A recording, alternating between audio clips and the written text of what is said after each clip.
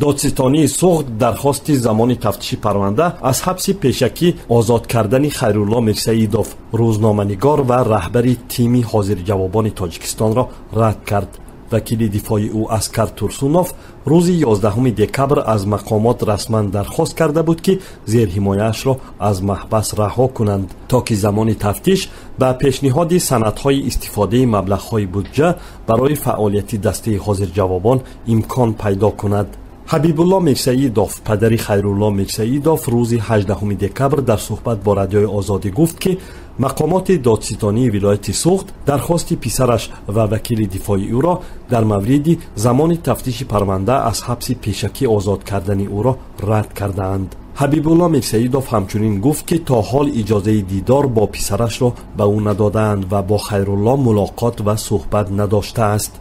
ولی به او به بازداشتگاه غذا میبرد و از زبان وکیل دفاع میشنود که حال فرزندش در بازداشتگاه خوب است. حبیب الله میرسعیدوف به گفته خودش 3 فرزند دارد و در کارخانه فلزات نادری تاجیکستان در شهر بوستان در وظیفه نظارتگر و در یک شرکت خردی پایافزالدوزی کار میکند. خیرالله فرزندی کلانیش میباشد.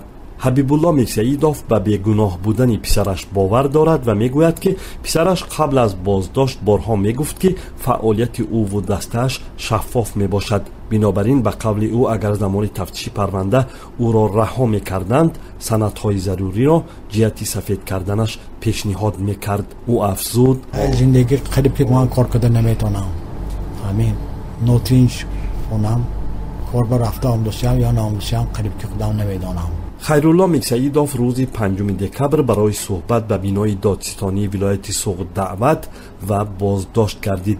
روز 8 دکبر از جانب مقامات تفتیشاتی او برای نقض 4 بند کودکس جنایی تاجیکستان برای از خودکنی یا اسرافکاری، برانگیختن کینه و عداوت ملی و نژادی، ساختکاری حجت‌ها، دیده و دانسته رسانیدن خبری بر دروغ گمانبر اعلان شد.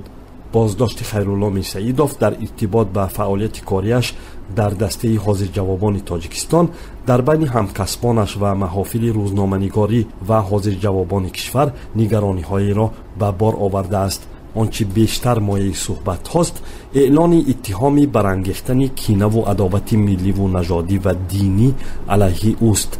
ولی تا حال مقامات تفتیشاتی نگفتند که آیا این به صحنه‌های هجوی دسته حاضر جوابان دخل دارد یا چی.